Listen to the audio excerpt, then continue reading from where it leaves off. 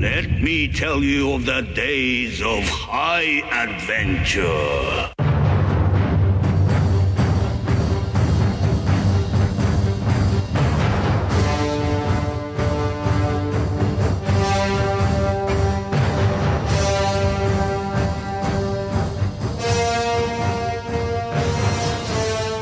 Hey, I'm Kevin. And I'm John. And this is 6 Degrees of Schwarzenegger, the podcast where we take a long, hard look back at some of our favorite action movies from the era of Arnold. Schwarzenegger is the icon of the genre, and we're taking a deep dive into some of these 80s and 90s cult action movies and breaking them all the way down.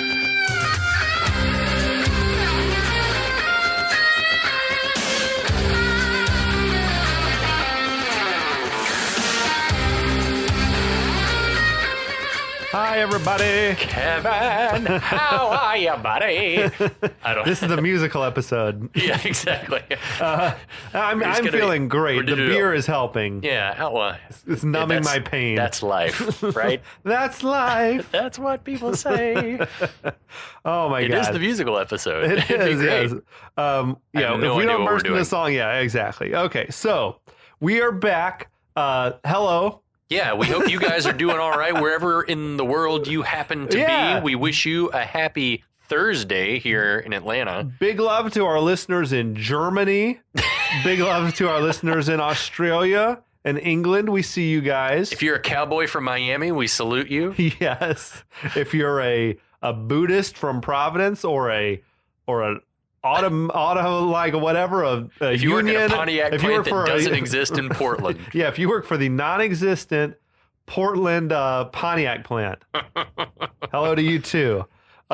We are super. We're pleased as punch that you're with us tonight or If you today. can't tell, we're in high spirits. Yeah, we just found out we're still alive. What does it mean? What does that mean? I don't know. It's deep though. But yeah, we're going to talk some more about one of my favorite guilty pleasures from the 80s/90s, Best of the Best. Right. Love this movie. Yeah, as far as movies goes, it's not the best of the best. but it is a movie. I will say that I watched it. Did you think you were going to hate it? Did you read reviews before you watched it? I did not. I went in 100% blind. The only frame of reference that I had was, as we mentioned in the first episode, that Johnny Lawrence in Cobra Kai loves this fucking movie, Yes. and that you love this fucking movie. And so What more do you need to know? That was my frame of reference. I went in knowing exactly, and I think that that's the thing too, is that if you go in and you have, granted, subjectively loved these kinds of movies for most of your life, when you see a movie like this, you're pretty forgiving. And even if you've never seen it, did it feel already familiar?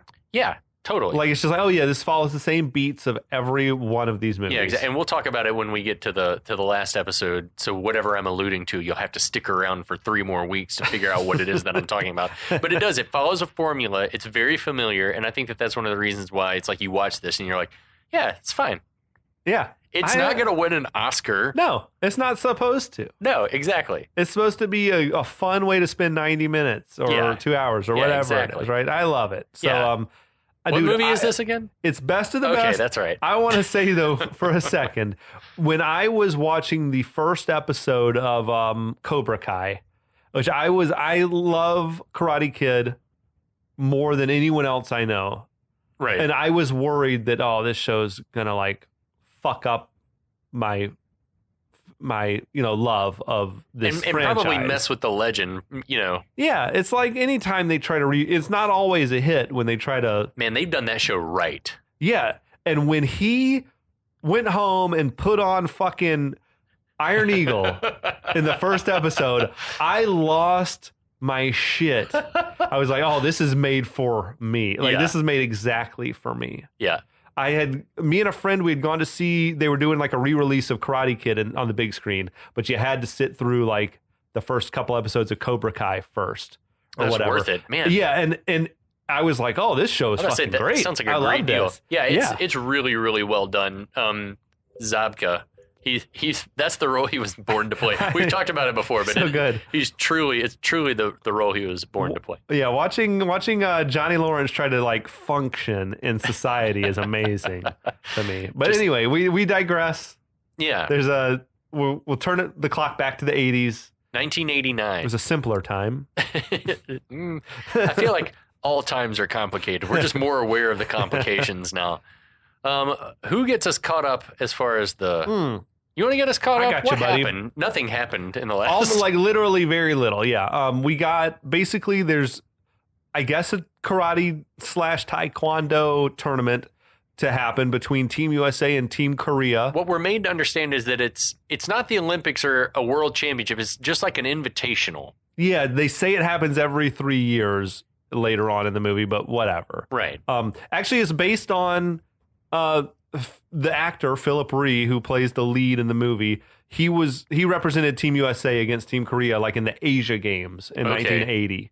So it's like sort of that's what gave him the kernel of the idea for this Great story. Idea. Yeah, I'm like into it. But so yeah, we got an American team and a Korean team. They're going to face each other in a martial arts tournament. So the Koreans are like a well-oiled machine over in Korea. They've got like 150 dudes they could choose from that are all badasses. Right. And in America, they're having like an open sort of tryout. So I guess it's an invitational, not an open tryout. But right. We meet our 5 guys who go to tryouts. They make the team. There's Sonny Grasso, Virgil Keller, Travis Brickley, who's like a troublemaker cowboy from Miami. We've got Alex Grady. That's so dumb. He's like a sort of a 30-something father from Portland with a bad shoulder who has been away from karate for a few years. He is like the underdog of the underdogs. Yes. Right? And then he's over the hill. And then we've got Tommy Lee, who's like the golden god. Like he's clearly awesome. Best guy on the team. He's a sensei. He teaches kids taekwondo. He's going to be like our star of the team, I guess. Mm-hmm. So those are our team. They're selected by Coach Couzo, played by James Earl Jones, Darth Vader himself. I want to know what you did with the plans you intercepted. Yes. And that's where we're at. They've just been selected to the team. Right. So yeah, after the team selections have been announced, the fighters are all excitedly introducing themselves to each other as they enter a locker room, and they're like media guys snapping pictures. So while the boys are all jawing, Don, the trainer, tries to get everyone's attention, but he's unsuccessful. So Coach Couzo jumps up with his boom and goes, "Howdies!" He tells everyone... Dude, I see this era James Earl Jones, like, I just expect... I'm going to say it probably 100 times the last 4 episodes we're going to do here, but every time I just want to say, baseball, Ray. So yeah, Eddie. Any given moment, I would expect to hear, baseball. People will come, Ray. People will most definitely come. This almost has to be like the follow-up that he did right after Field of Dreams. Right after? Or before. Jesus. And when did Field of Dreams come out? To me, it's like 88, right? That's a great question. It's 88 or 90. This would have been probably either around the same time. Just before or just after. But yeah, like you were saying, like he is the golden goose. He's the draw, the box office draw in this movie. So he tells everyone that's not on the team to get the fuck out. Couzo is a hard ass, telling them to address him as Coach or Mister, and then he pronounces it Couzo. And it was at this moment that we realized that the decision had been made at some point to accent the final vowel, Couzo. Couzo. At least on his part. So Couzo says that starting tomorrow, they are his for the next 3 months, and that apparently means no women, no alcohol, no drugs. You will eat, sleep, and shit competition. That's no fun. No, sounds painful. I need a supplement for that. So Couzo says that there are 2 other rules. Number 1, don't be late. Don't ever be late. It shows disrespect to me, to the sport, and to your teammates. 2, baseball. I just want it. I want it. I need it. Baseball, Ray. People will most definitely come. No, 2. Help me take this mask off. Simba. So we expect you to function as a team, he says. I'll say this only once. A team is not a team if you don't give a damn about one another. So he tells them that they are members of the U.S. To me, as the story plays out, that's like the theme of the movie. Totally. Definitely. Okay. So he tells them that they are members now of the U.S. National Karate Team, that they represent the United States of America, and their only objective is to win. The guys clap. They're like into Alex and Tommy are like, fuck yeah. I'm not so sure this hard-nosed approach would go over that well. It's that's like the Cobra Kai philosophy, you know, like Sensei Kreese philosophy. I think like a Miyagi or fucking Shidoshi Tanaka or Zien from like it's more of a spiritual balanced, like spiritually balanced, enlightened person is usually the goal. These are Americans, Kevin. They only know victory. Like, run in there and fuck shit up, take shit that doesn't belong to you at any cost. Okay. So he tells them that once they're settled in, Don is gonna come. I love Don's little eyebrow waggle. He's like, hey, like Don. I love Don. Don man. is a great character. So he tells them Don's gonna take them to town for their last night of freedom before training starts. If some of you are lucky, you might even get laid. Yeah, I love that Don's down to clown. So yeah, he says the bus to town leaves at 1900 hours sharp. How would that have worked? The fucking I don't know. Would they have had to fuck like on the premises, fucking Top Gun style? Yeah. Like, because they're not like gonna leave. We're talking about they're on a shuttle bus or in something, the right? Stall, like something like right on the counter. I don't know. I have this counter in mind. Right. That seems very comfortable. Yeah. So Sonny is confused by the military time. Travis rudely explains it's 7 p.m. Pinhead. I knew that. I knew that. Yeah. So in the hallway, if there was a Stallone in this movie, he would have been Sonny. Yeah, definitely. I knew that. But he wouldn't have been funny. Let's do it. I knew deeper. That. Dude, yeah. So in the hallway, Jennings is the guy who's on the board. He's heading up the he's like the board of directors of USA Karate or something. Yeah, he's the money guy. Jennings tells Couzo that he wants him to meet someone called Wade. It's someone I met last year, he says, on a trip to the Far East. Quite an extraordinary person, really. Trained in all kinds of things. Psychology, sports medicine, kinetics. Has a new book out now on the power of the mind. Something of a sensei, actually, he says. Couzo isn't too keen on bringing in another coach. I don't need any damn sensei. I feel like that's exactly what's needed. Yeah, I was like, there's not a lot of that going on here right now, it seems. But Jennings says that, you know, hey, there's a trainer's position open and the board wants Wade to fill it. So the whole the vibe is that Couzo has no choice. And it's like the mirror scene, I think, from earlier where Couzo wanted Alex Grady on the team and this guy Jennings wasn't so sure. Right. Like, I feel like this is, you know, a fair compromise. Yeah, it's like you got to listen to us if we have to listen to you. So Couzo takes the dossier on Wade and walks away. Cut to student housing. Don's leading the team into the dormitory where they're going to be living during training. He mutters something that sounds like, right this way, boys. and that's where I'm sure that it's like it's a choice and a great one for Don to be like unintelligible. Yeah, I think this actor is like turns in one of the more interesting performances of the film. But I think it is probably chain smoking Don. But it's probably like the impetus for so many performances of a guy, Boonhauer, the dude from Waterboy that you can't understand anytime he talks. Like so many, and that's the same kind of movie as this, where it's like you've got a guy you just can't understand what he's saying. Yeah. So anyway, Travis, our Miami cowboy, intentionally runs Tommy into the door jamb, which knocks his water bottle into his teeth. He then racistly mocks him with an Asian. So sorry. Yeah. Tommy's like offended, and this is it's just not. It's not cool. And no one says anything. Yeah. That's what gets me is like everyone's like looking at each other like we didn't like that, but no one speaks up. Yeah, Alex, Sonny, and Virgil all seem bothered, but they don't say a thing. How the fuck do you not say anything? I think it was just a different time. Like, honestly, I really do. It's just like, well, we're not like that, but we're not going to say something because it's not our place to say something. How about Travis also blasting Golden Earrings, Radar Love? During, like, I wonder how Golden Earring feels about their music being played underneath racism. I just like they have no say in it, I think. But they were probably like, "Where's our check?" To me, that's arguably the most popular song in this whole movie, right? And it was used in this moment, not one of the others. But anyway, right? Not in a more prominent moment. Yeah, this under moment 10 of racism. seconds of racism. Perfect. So anyway, we see that Tommy and Alex are going to be roomies. They enter the room, and I love that. Like Tommy's like, "Hey, I'm going to take this bed." And Alex like, "Yeah, man, go for it." He flips on the light switch, and it turns on just this tiny little desk lamp that's on the dresser. But it's overhead lighting. No, there was no overhead lighting. I was just like, "Oh, this room's going to be dark as hell at night." So, yeah, so Alex starts like making himself at home. Starts like, what? What the fuck is that? I think it was like Eric Roberts A probably choice? Yeah, he was probably like, this is what I do when he's Dude. like, when I'm in a new place making myself at home. I think it's supposed to make him relatable because normal people make mouth trumpet sounds. No.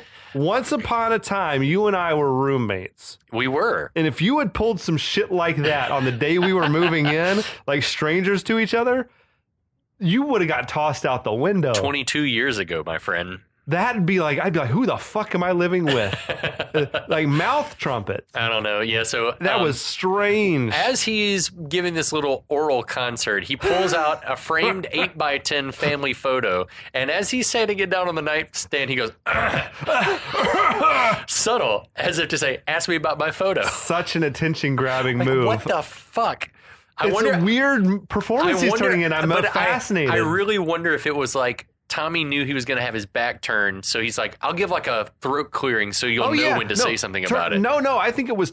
I think it was like his character was like, "I want you to look at my picture and ask me about it." It's fucking 8x10. Yeah. So Big. Tommy obliges, looks over, and politely takes an interest in the picture. Alex says, It's like it's him and a woman and a little baby. "Yeah, it's like this is my son Walter. He's 5, and Tommy's like going on 50, huh, or something like that." And he's like, and Alex is like, how did you know? And Tommy shares that he works with kids. Mm-hmm. He then says that Alex's wife is very pretty, and Alex says she was. She was. And, Fucking hell, heavy. I feel like that was the whole point of getting the picture out. He's like, It's like, ask me about my dead. I hope he asked about my dead wife. he's so I can like, say, tells she He was tells her she beautiful. died when he was little. He's like, Yeah. I'm sorry, and he's like, yeah, me too. And then just Jesus. sort of emotionally walks away. Yeah, we're gonna read later on some big snippets of Roger Ebert's review, but it's like I feel like this is one of those moments that he was probably like, this movie fucking sucks. Yeah, And this yeah, is me too. Yeah. It's such a fucking sort of passive aggressive play that he made there. Yeah, so that's apparently enough of that conversation because Alex gets up to go brush his teeth. Meanwhile, in the Abbott and Costello suite, Yeah, like in a different room, Sonny wearing large headphones, sharing a room with assistant coach Don, who's clacking away on his computer at a desk full of gear and videotapes, and he's just like chain smoking in the room. chain smoking Salem's like throughout, and that would fucking suck to be stuck in the room with a smoker if you're like trying to be a world class athlete if in you're an training. athlete. Yeah, so Sonny's like, Why is Don being made to share a room? I was wondering with, the same doesn't thing. he It's live like- there? Maybe not. Maybe this just maybe he think that lives they're- elsewhere during the year. yeah, they're all, I think, in LA just for training and stuff. It's like summer camp. But would he not have? They would give him his own He spot. would have his own room. He's not a Unless yeah. Jennings just had it out for Don. You're going to Maybe. share a room with one of these fucks. Maybe. So anyway, Sonny, like looking out the window, says, "This is definitely not Detroit." Yeah, no shit. Like, what do you mean by that? In that it's a different city, state, part of the country, region? It's part of this running joke about they can't hear each other. Like, So Don rapid fire mumbles that I never been there before. I wonder what's like. see, I think he had a cigarette in his mouth or a pen Yeah, or but something. still, it doesn't matter. It's like- I've never been to a part of the country before. Detroit, what's it like? What'd you say? Sonny's like, he didn't catch the question, and so Don repeats himself, and then Sonny starts to describe Detroit. He's like, it's what you might call urban. It's kind of post-urban. This is great. This whole this is where I feel like their like script help was like, you know, like those movies of Berlin after the war. Well, that's that's the view out my window, which is there are some parts of Detroit that's for real what it still looks like. It sounds like the RoboCop Detroit. It's come a long way. Yeah, the old city, but yeah. So as Don goes in search of an ashtray, see, Don had a Texas license plate on his shelf with all this stuff, which made me think he must. At first, I was like, it would make more sense if they were in Texas right now, based on what comes next. But I think they are in California. Yeah, but they're in I think LA. Don is like a Texas boy. Okay, well, That's what I'm taking from his license I'm fine plate. with that. So yeah, and his drawl. Don like go. I'm looking for an ashtray. So Sonny remarks on all of Don's gear. Don, who is half out the door, comes back in. What'd you say? Sonny What's that you say? Yeah. Sonny with his headphones on, like half on, didn't hear all that, and he goes, "What?" What? So there's Huh? a good gag going between these two. I actually do like It's this. like some Who's on First type shit. Yeah. So Don explains that he's got video of every major tournament for the past 5 years and statistics on every major fighter. Describes himself as something of a collector. On a big ass stack of 3.5-inch floppies. I love that. And Sonny's like, "Hey, I'm a collector too." He shows off his collection of opera CDs, which he describes as rare shit. The CDs are in one of those big ass, like nylon zip up cases that holds like 20 or 30 CDs. And I know I rocked one of those. Oh, I keep one in the trunk of my car just filled with like my roadside assistance type shit. Yeah. But it's a case exactly like that. I had it up until a couple of years ago, but then I also love that he's got his Discman hooked up to like the speakers that he's brought with him. Yeah, dude. How rare can that shit be though if it's on disc? Could it still be rare? I don't know what that even means. It's been digitized. They don't make a lot of those discs. The pressings and then are out of print. Yeah. And this is rare shit. That's like when I used to go to like McKay in Knoxville, I would like, stock up on opera CDs. I thought you might be into this. I loved this because I totally identify with it. So yeah, he hits play and plays him the tail end of La Donna Immobile from Rigoletto, and Don seems to like legitimately love it. He's like conducting along. He's like super happy about it. I love this for them. Like they were legit, I think, into each other's interests. Yeah, they were bonding. That's like two nice guys. This is what you'd hope. So definitely love that. So then in another room, Travis. This is my favorite. Travis is shadowboxing in front of a mirror, fully dressed in his cowboy getup. Mm-hmm. He's ready to party, man. While Virgil's meditating. He's ready to plow. Virgil, I've seen some fine-looking local snapper out there, and I think they could use some of this sweet Miami love muscle, if you know what I'm talking about. Never heard the phrase love muscle before, but I think we all know what you're talking about. What do you mean? Yeah, he grabs his crotch. Where did he see the girls? At the tryouts? I guess, yeah. Or maybe just on the bus over. I don't know. Like, I've got this friend. I will not call him acquaintance. A friend that I met through another friend that I don't think is listening to this, but it doesn't matter. We'll be out in a public place, and it doesn't matter how conventionally attractive or homely or whatever a human being is. He salivates over every woman. Like every woman is like completely bangable. I love that for him. And I feel like that's sort of Travis. Yeah. Okay. So anyway, Virgil is meditating. He's deep in a trance, does not react. He's like, come on, Virgil. You can do that for 3 months. We're talking about young things. I love that. We're talking about young things. We're talking about inner and outer labia here. Labia. Don't like labia. That's gross. It makes it so much more no, you don't. It's very clinical. Yeah. We're talking about the bus leaving if you don't get up and get dressed. You look like a pinata. Yeah. I love that. He did look like a pinata. Yeah, the pinata line kills me. Yeah.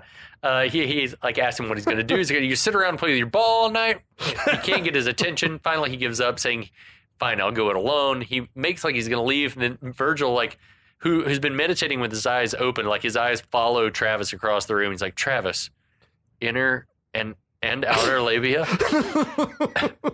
Travis gets a big skeezy nod, like, oh yeah, oh yeah. And Virgil hops too. It's time to get down. I'm at a loss for what we're supposed to think about Travis. When we've seen him be racist and funny. That's what I'm talking about. But also like a dirtbag. That's what I'm talking about. Is this is locker room talk? But still, there's something. It's like you don't want to. I don't know if it's because we love Chris Penn or what the deal is.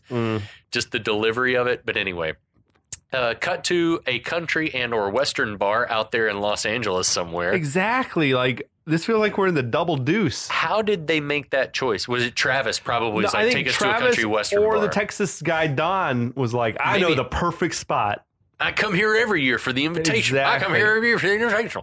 But it's kind of like that the spot in 48 Hours, where that's San Francisco, and he finds like the country west. I mean, I'm sure there is a country bar somewhere but it's also in Los Angeles. Twins. While they're on the road. But they're in Albuquerque or something. So? But you could find a country bar in New Mexico easier than Los Angeles. When I think country bar, I always think of places like, I think Texas and Tennessee, but I guess people listen to country music all over the country. And there's rednecks everywhere for sure, including Los Angeles. Salt of the earth. We love you. Yeah. Don't stop listening to the show. We're not talking about you. We're talking about them. So anyway, people are dancing, having a grand time while Travis is surveying the joint, looking for both varieties of labia. Cut to a swarthy-looking redneck and his female companion standing in front of what looks like a painting of W.C. Fields, holding a pool cue at an Minnesota 8-ball. Fats like, or something? What the hell? So the redneck is apparently playing Sonny, who wins that game and holds out his hand looking for his payout. Sonny had the Van Damme like pants on. He the did with pleats. There was like high, wall to wall high. pleats. I love it. Yeah, those were from some Gerbeau, Francois Gerbeau. Meanwhile, Travis has posted up next to the women's restroom. As a young woman heads to the bathroom, he asks, "You go number 1 or number 2?"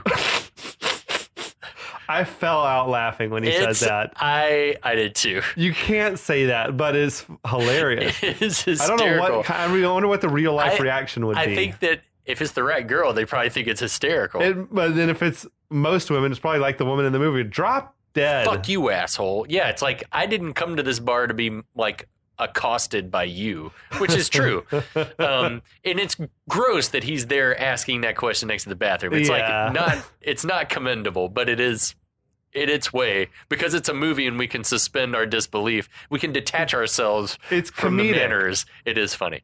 So Travis looks proud of himself for this joke. So we go back to the pool table. Sonny does get paid. Meanwhile, at the bar, Virgil's sipping on some brown something in a glass, keeping to himself.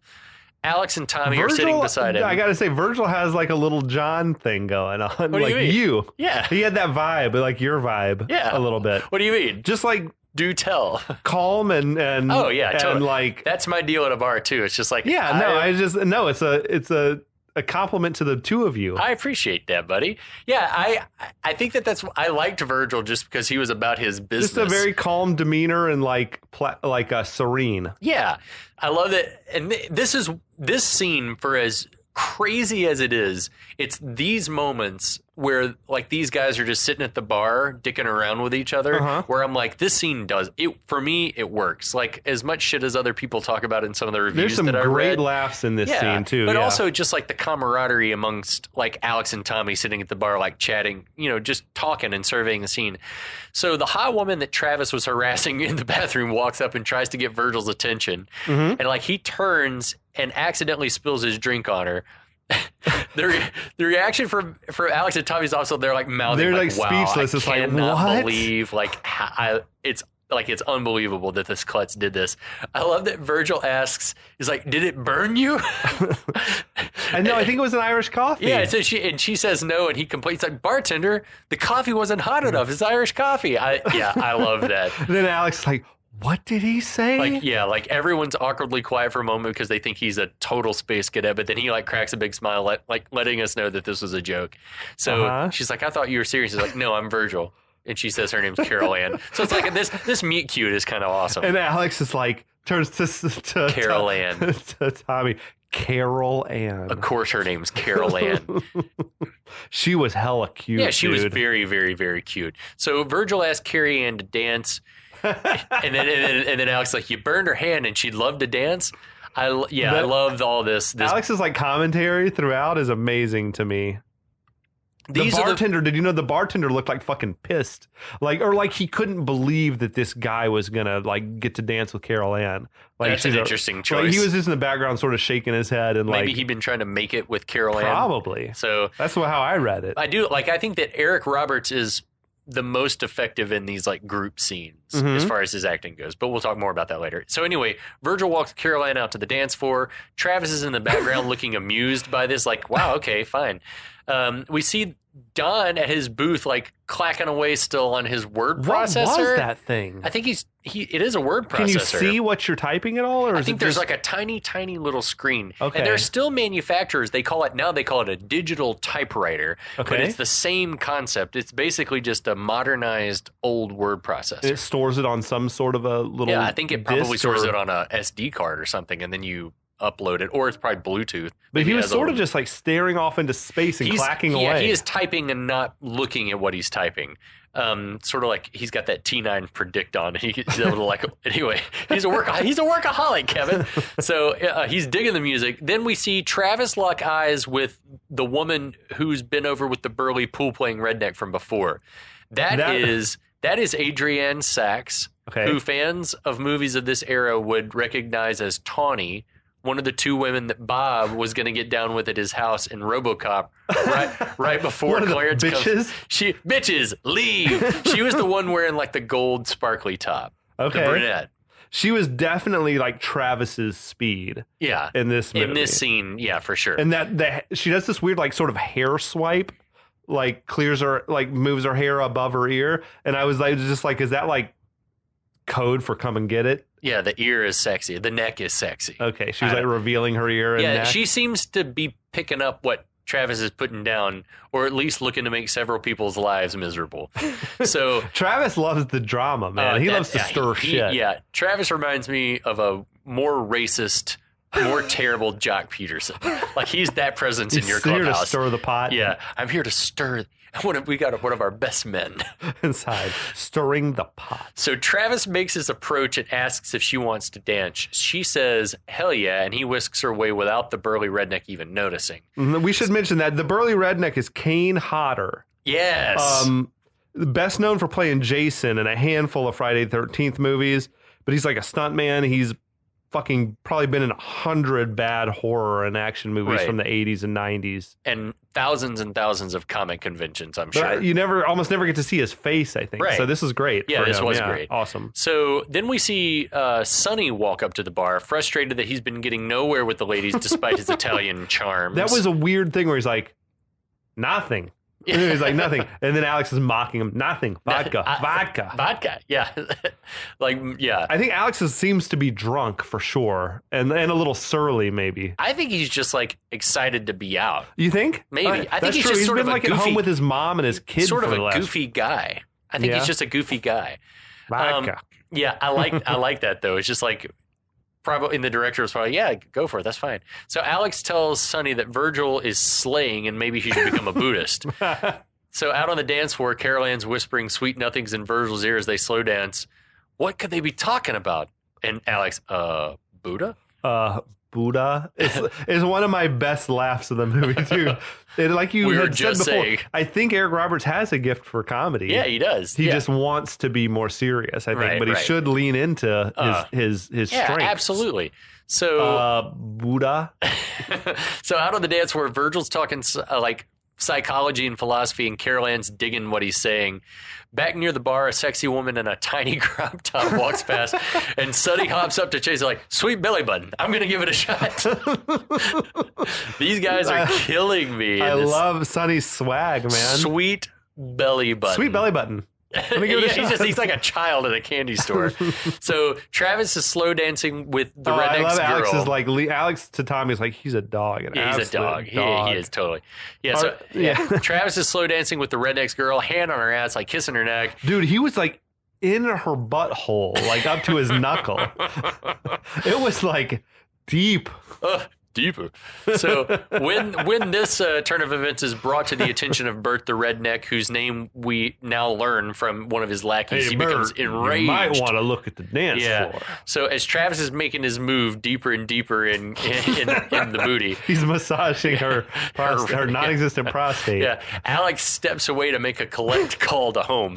Man, payphones, am I right? Blast from the past, anyway. Yep. But a collect call.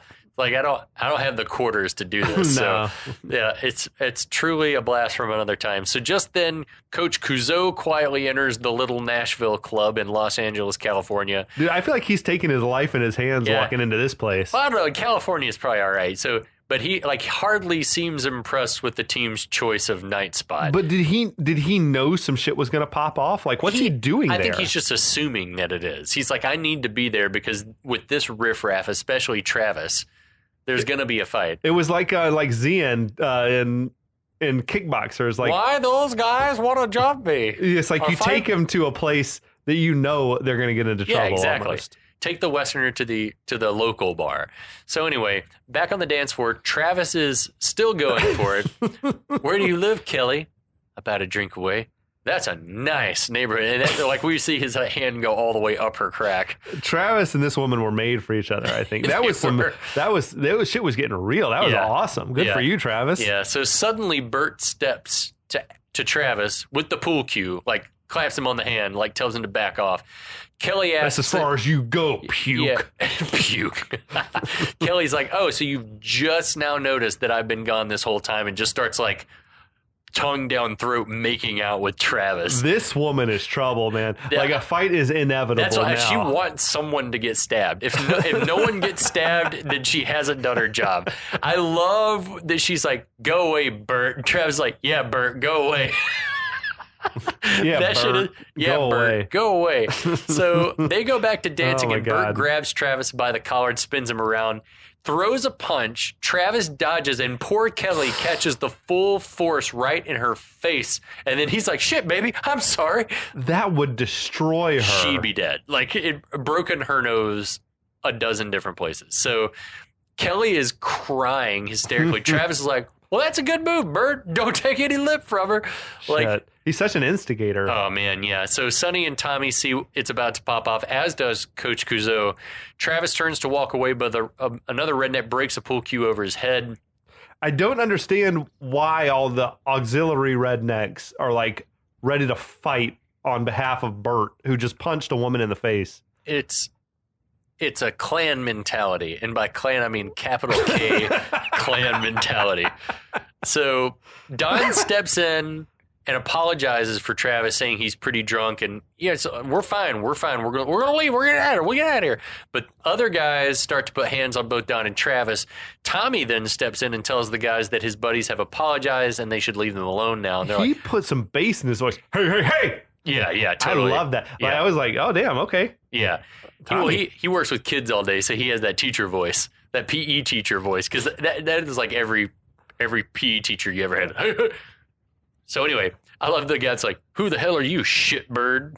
I love things like shitbird, or if none of you have watched the show Reservation Dogs, shit ass is another great Hey, shit ass. pejorative. Don't be a shit ass. Yeah, lightning quick. Tommy kicks the cigarette dangling out of that guy's mouth. Just the cigarette. That shit was incredible. That stunt was fucking awesome. And the guy is like, Kudos to the stunt man. very impressive. And that's Very impressive. That is true. So Tommy backs out of the situation, saying they don't want to fight. They just want to leave. But Bert's like, "I want him. I want his balls." So Travis shoots back, "Yeah, I thought you were missing a pair, asshole." So Bert breaks a beer bottle, and it's like, I guess it's going to be murder then. I guess that's the direction we're going, is that Bert's ready to go to jail. That escalated quickly. Yeah, so Tommy steps in and lays Bert out with a kick to the face. Though the music cranks up too. Yeah. It was a song, "The Devil Made Me Do It," another Golden Earring song. And I was just like, Props to Golden Earring. I didn't realize they had a second song. So Sonny and Virgil jump into the fight. Meanwhile, Alex is still on the phone with Walter, oblivious to the mayhem. Dude, I thought as soon as Tommy dropped Bert with that kick, everybody should have just chilled out. Yeah, they should. Like, holy shit, did you just see what that dude did? Instead, it turned into a scene from Roadhouse. It was Roadhouse. Yeah, Alex is telling Walter, "No, you can't drive the car." Back out in the bar area, Team USA is kicking ass, as you'd expect, especially Tommy. Couzo looks on over his little snifter of cognac. What was he drinking there? He had some brandy? Probably Hennessy. Okay. Probably Hennessy in a little glass. Was this like a team building exercise for him? Yeah, probably. That's what I'm saying. He expected the mayhem. At least as far as the formula of this movie is concerned, that's how it had to go down. Of course. So now more rowdy rednecks are crawling out of the woodwork, but they're getting knocked back just as quickly as they're arriving from the mayhem. Alex is like stays locked in on his phone call. Like, Yeah. let me talk to grandma. Bodies are piling up. Dude, Virgil was fighting dirty.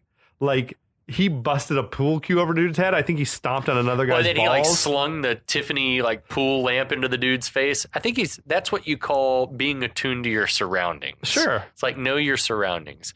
So yeah, from the mayhem, a guy comes like crashing into the phone area, and Alex like says goodbye and hangs up. He steps out into the bar to see Sonny like laying a dude out. Tommy, we see back body drop a guy onto the pinball machine, like causes like an electrical fire. Like sparks flying everywhere. Alex not wanting to miss out. Just like, I love that he's like walking with a purpose he down the thing. sucker He's like, punched yeah. this dude who I don't even think was like looking to fight I anybody. think that dude was probably trying to like Leave. go escape. Yeah. He like The clotheslines shit- him. No, it seemed like the whole thing seemed like it was escalating quickly in there. Yeah. Like somebody was going to get killed Team soon. USA has a bloodlust. So yeah, then Sonny runs a dude's head into a post. This is just like Detroit. I guess. Yes. Sure. Don is sort of like softly tries to punch a guy in the chest or something. Yeah, one of the rednecks punches Travis, who at that moment finally seems to recover from the blow to the head. He scoops that dude up and drops him through a table. Alex, if Dalton had stepped out, you would not have been surprised. Yeah, like it would just seem like a scene from Roadhouse. Yeah, exactly. Then Alex kicks the dude through the huge front plate glass window and destroys. That was a huge amount of damage. Yeah, and Jennings is going to get the bill for it. So yeah, Sonny lays out one last guy who crashes into the bar right next to Couzo, who announces loudly that is quite enough and it's time for the team to go. Right? Who's on the hook for all this damage? They Jennings. just walk out. Jennings. Or no one. They just leave. Maybe no one. The insurance. They all paid cash, and where are you going to come find us? You got insurance, don't you? Yeah, exactly. So he has to basically drag Travis, who's putting the boots to Bert. It was like some Joe Pesci, Goodfellas shit. Yeah. He was having to get dragged away. He couldn't get enough boots in. So Alex throws his arm around Tommy, telling him that at least one of those moves was really good. But Tommy seems forlorn, saying, I didn't want to fight. All I wanted was a beer, but shit happens. Is what Alex said to him. So Ebert made a great point about this scene in particular, where he just said there are zero repercussions, right? It's never mentioned again that this happened. Right. But if the USA karate team had been involved in a barroom brawl, with dozens of people injured, that would have been in the news. Yeah, if they said USA Gymnastics, and maybe it's not as... Gymnastics? I'm saying if USA Gymnastics team, the men's gymnastic team, destroyed a bar and beat the fuck out of some locals in you wherever. Would hear about it. Yeah. It'd be oh, fuck. And they would have been they would have been barred from competition, probably. Exactly. This would have been national type headlines. Yeah. Anyway. Not in this movie, my friend. No, we just move on. And with that, we close this second chapter and our exciting rundown of Best of the Best. Whew. What do you guys think? That was action-packed. It was. It really was. I'm heated. I can't wait to hear what's going to happen next. What? I feel like there might actually be some... Are we going to progress the plot anymore? Yeah, still, nothing has changed from the end of the first little episode. Literally, the recap for this next one will be, in episode 2, there was a bar fight. They got into a barroom brawl. They all met each other at summer camp, and then there was a fight. Yes. And if you hear us say that verbatim in the next episode, don't be mad. We warned you. You were warned. Anyway, we'll be back. We'll be back.